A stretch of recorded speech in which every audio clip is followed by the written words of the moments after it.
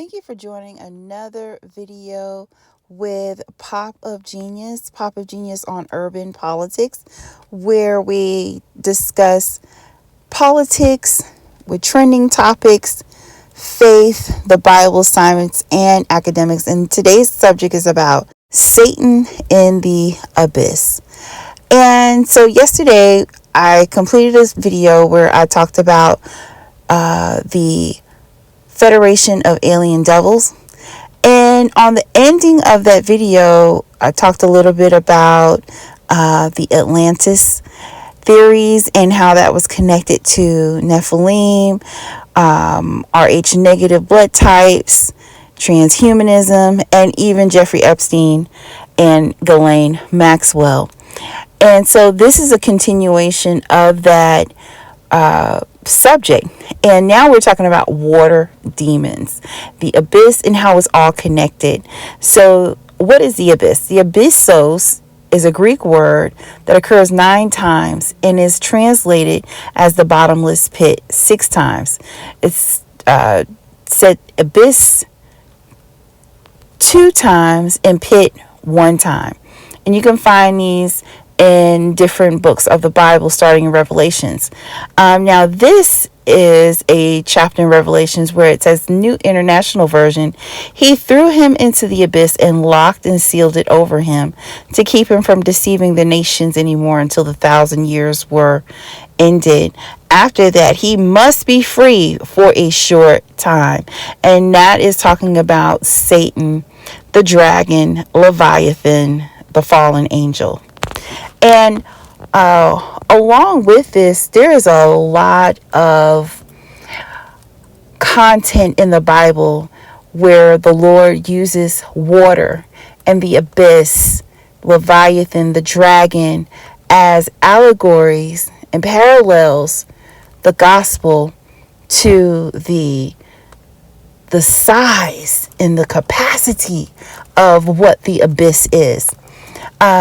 And that starts in like Job. So Job, if you're not familiar with it, is a story about an Old Testament man who lived in a town where he was regarded as a very beloved man. He was very successful. He had a beautiful house, beautiful home, beautiful wife, children.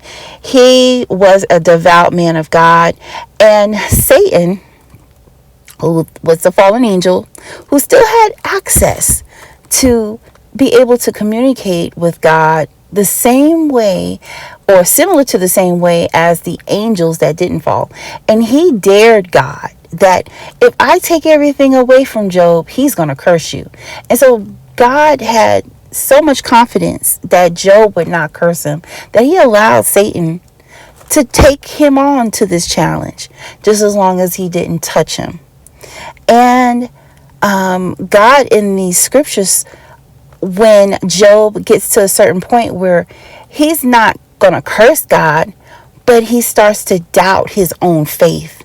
And so in these scriptures, it's a conversation between God and Job, and where the Lord has to describe to him that I am so great that I have taken on the greatest challenge of this planet.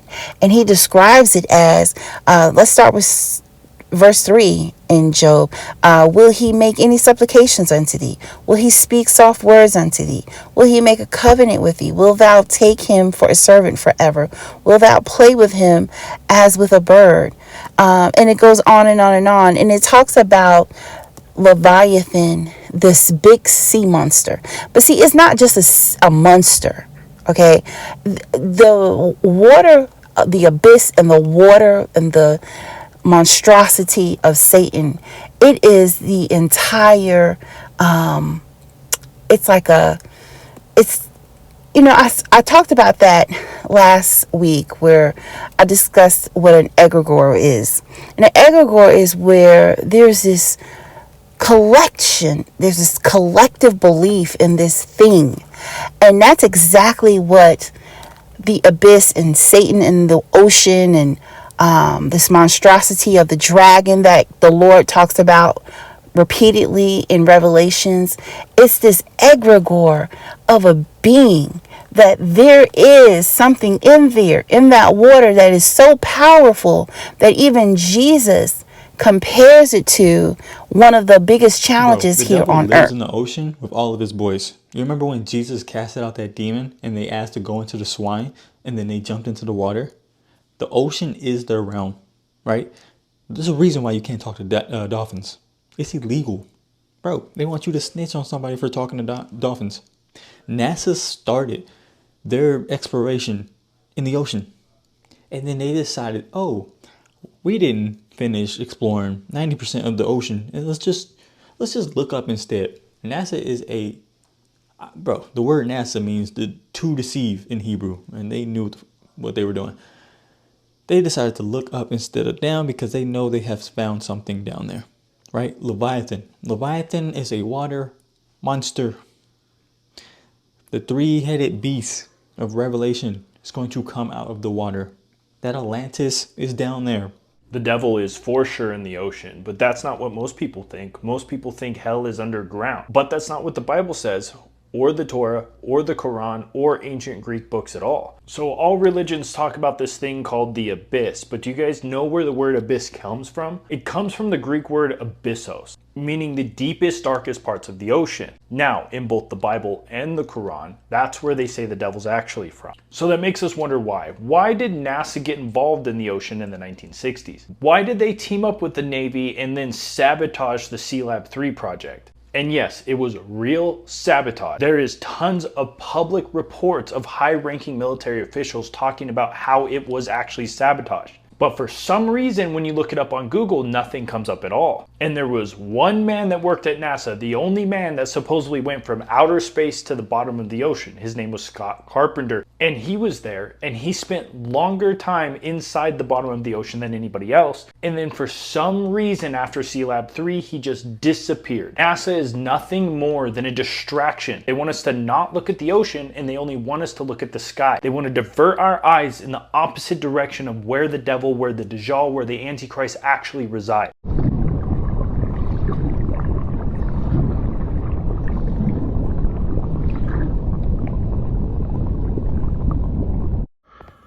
I really need to know, man. I mean, I know there's creatures at the bottom of the ocean and they change shape, but watch this thing, man. This is a demon, and I just want you guys to know that. Now watch. This is what's unique. All of a sudden the thing has lights, or whatever.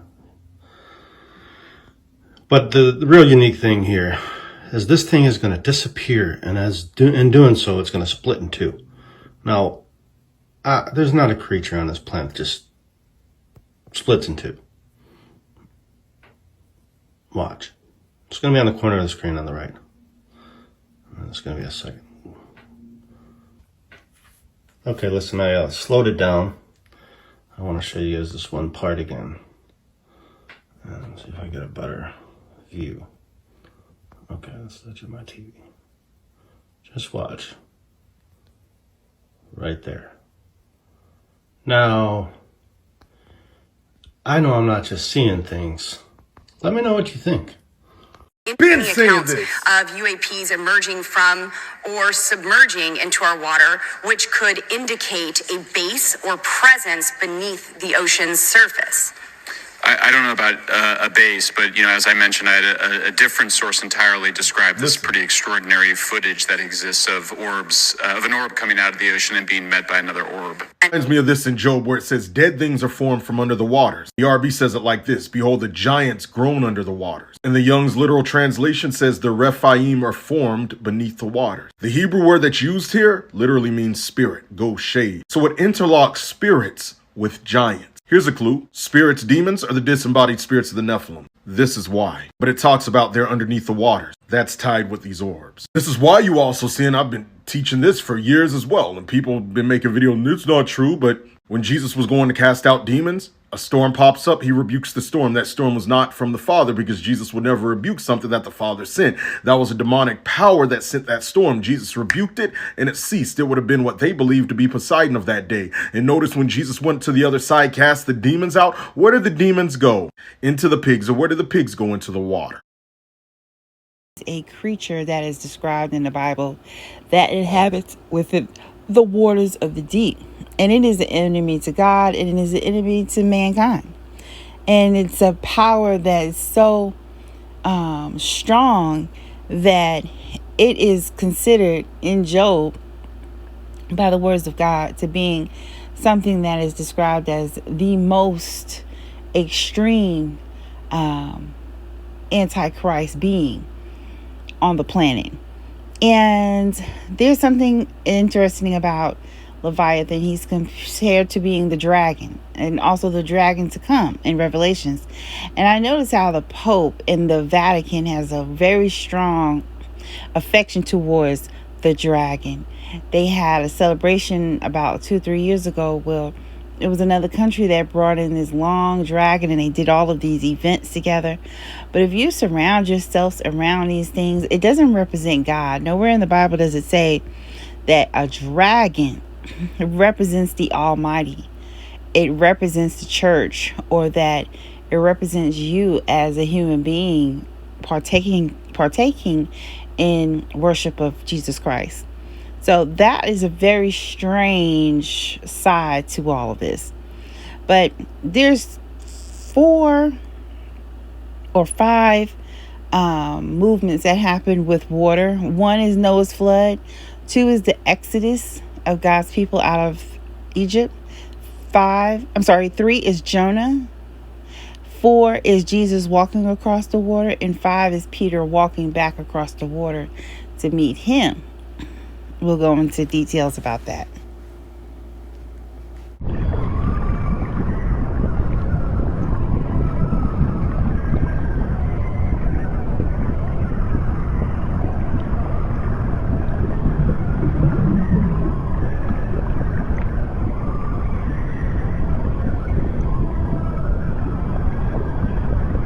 And just like Jonah, who we will discuss later on, who went into the belly of the whale, so did Jesus. He went into Hades, to the abyss, into the belly of hell.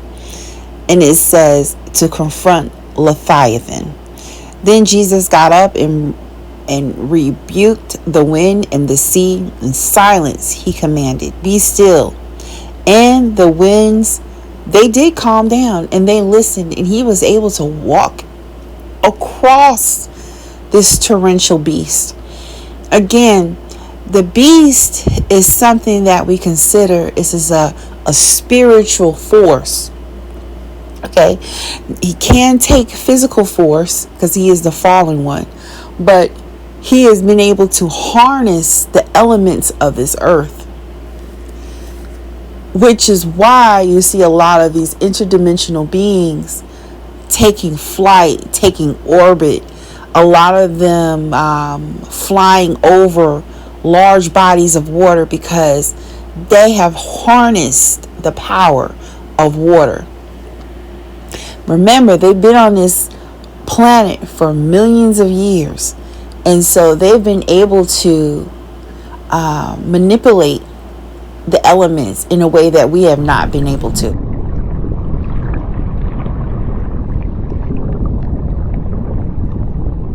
And in fact, water is so influential in the Word of God to where Jesus refers to the spreading of the gospel in comparison to fishing, the trade of fishing, because he was in a particular part of the world where most men earn their living by fishing on ports and within this Mediterranean part of the world. He was able to relate to not very educated men who would end up becoming some of the most educated biblically later on after their conversion. And I'm talking about the disciples.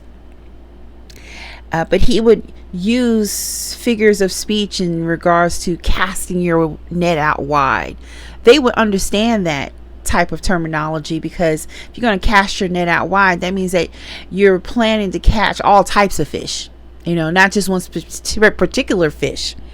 And if you're going to catch fish, you catch them, but there's always going to be someone that, when you bring the fish back home, someone's going to clean the fish. And so you catch them, I'll clean them. So let's talk about Dagon, half fish, half man.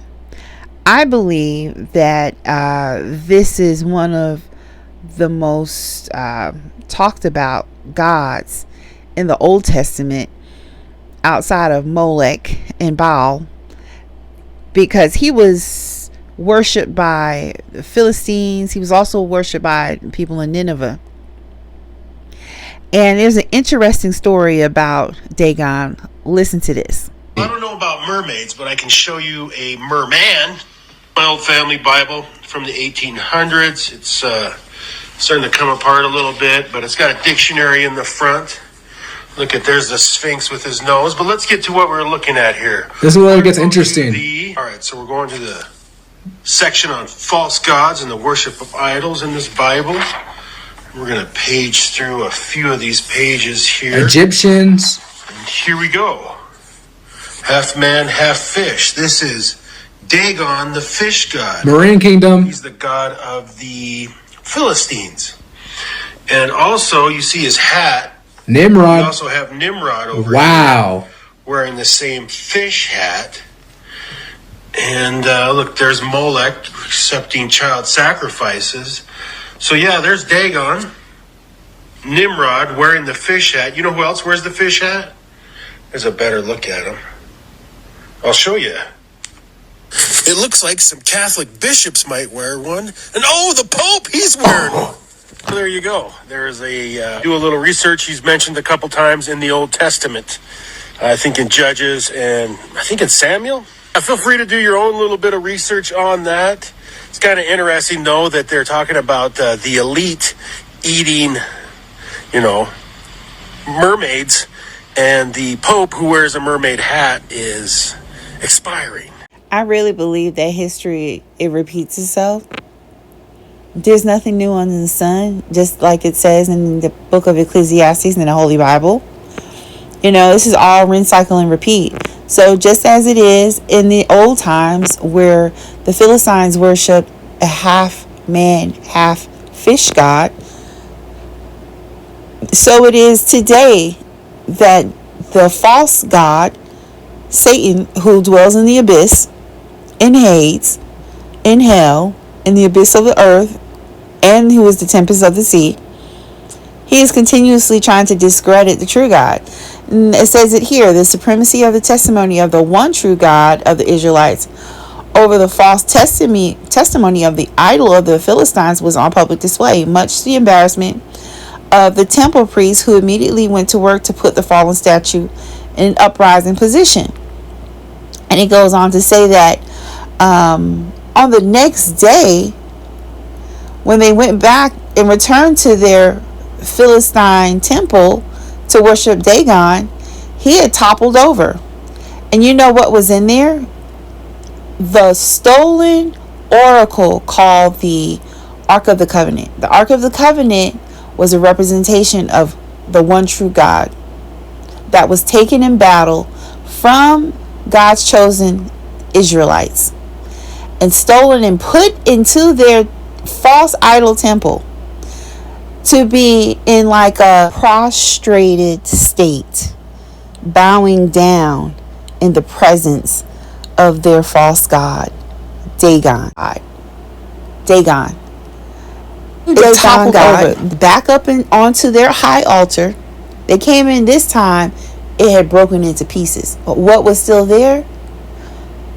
The Ark of the Covenant, which represented again God, Yahweh, the Messiah to come, Jesus Christ. So let me reiterate the importance of all of what I'm saying, and that is that even with these new deities that we are seeing, these interdimensional demons that you're seeing flying in the air, performing all of these illusions, again, this is just another distraction sent from the pits of hell, from the abyss, to separate mankind from God. And in the Bible, I'm so glad, on the other hand, that these things are occurring. It is now making people excited about going into their Bibles and comparing their text to what they're seeing on TV, what they're learning about in science, what they may have been taught in their own religion for years. And that is, you're seeing that there will be no other gods before the one true God. Any other god will topple over. These distractions that you're seeing, these illusions, I'll say again, these demonic apparitions that you're seeing, these are nothing but, again, false gods that are trying to make the one true God prostrate and to bow down to him.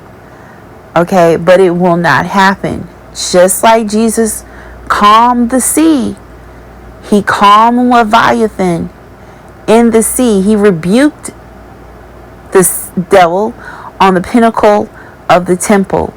He rebuked Satan in the sea. He rebuked him even as an oracle, as the Ark of the Covenant, against Dagon, and toppled Dagon over. The same thing with these things that you're seeing now. This is all an illusion to throw mankind off from eternal life. The story of Jonah in the Bible, to me, is a testament to the power of God and how he uses the waters of our earth to, again, spread the gospel, spread the truth, spread the message. He can use angels and he can use mankind. And when we are obedient, just like the angels are obedient to him to press the message, when we're obedient to spread the message of God, of Jesus Christ, it could be life-changing. And Jonah in the Bible is a prophet that is commissioned by God in the Old Testament to go and preach to a nation they also believed in Dagon. They believed in other gods, but Dagon was also one of their gods, just like the Philistines. And they were considered very wicked, evil, military people. And Jonah refused to go and preach to these people. One, out of fear, and two, his own personal disdain for these, probably considered them unclean. And he went on the boat. On the boat, he was traveling on this boat, transporting to different ports. In between the way of him arriving to Nineveh, because he didn't want to go, he was probably going to divert his trip. The sea started to topple over, and it wasn't necessarily the seas, it was God. God caused a disruption in his plan, and they knew that he was a man of God, and they figured that no one else on this boat looks like you, walks like you, talks like you. It's gotta be you causing us this bad luck. And so they threw him over the boat. Once Jonah went in over the boat, he ended up getting swallowed up into a big, great fish. This fish kept him for days. Once he got out of the fish, he ran to Nineveh. It took a 3-day trip for Jonah to arrive to Nineveh. When he arrived to Nineveh, within that 3 days journey, he began to enter into the city. And for 40 days and for 40 nights, he cried to the city what the Lord was saying to these people. And so the people of Nineveh believed God and proclaimed a fast, and they put sackcloths on, which means that they put these materials on, these ragged materials, to show their humility to his God. And they proclaimed a fast. Even the king proclaimed a fast. He was so convinced of this one true God that he even put the animals on a fast, because he knew that they were not living in a godly light. And when they did this, God saved their nation. And I compare it all the time to when Jesus, after he died on the cross, it says it so many times that his spirit went to hell, and he got the keys back of life and death from the gates of hell. And when he was down there, he preached to people who were waiting on him. And when they heard, they automatically believed. So many people walked up out of their graves that were dead. I'm talking about doorknob dead. Okay? Here it goes right here. They walked and they were able to go back, be baptized, receive this new infilling of the Holy Spirit. And that way that they would be sealed until the day of redemption. So, in conclusion, let us cast our nets out wide and continue to spread this good news of Jesus, and ensure our brothers and sisters that these demonic things that are occurring, these disclosures that are happening, even with the new Steven Spielberg movie that's coming out, do not go off course, because these are all deceptive measures trying to block the message to mankind. Just like the book of Daniel, when Michael, the archangel, was sent from God, he was held up for, I think it was like 21 and a half days or something like that, from dispatching a message to God's elect, to God's prophet Daniel. The same thing is happening now. It's just now they're using UAPs. They're harnessing the powers of the water. They're harnessing the power of anti-gravity, of dark matter, of all of these different base abilities, because they know that we are now a more advanced society. And so they have to use more advanced techniques. False evidence appearing real. Fear. They're causing fear. They're causing confusion. They're authoring a spirit of confusion for us to be thrown off, because there is a battle that is coming in the near future called Armageddon, and that's what they are preparing for. Don't think that all of these data centers that you see currently, what is their main resource that they're now needing that's jeopardizing our ability to survive as a human society? Water. Why do all these data centers need all of this water to cool down these units? Same thing, they're harnessing water. Their power source is water. Don't think that it has no connection to this. They're creating these new star portals with all of these. It's not for AI, for us to type in and every time we use it, you're using water. No, this is to harness portals. That's why they've got them several different data centers in one state all across the United States, and throughout the world they're expanding. Please let me know what you think. Like, share, and subscribe. And I hope you have a blessed day. And I look forward to your comments in the comment section. Thank you so much for the encouragement in the comment sections. It is much, much appreciated. Let me tell you, it does not go unappreciated. I really do. Thank you.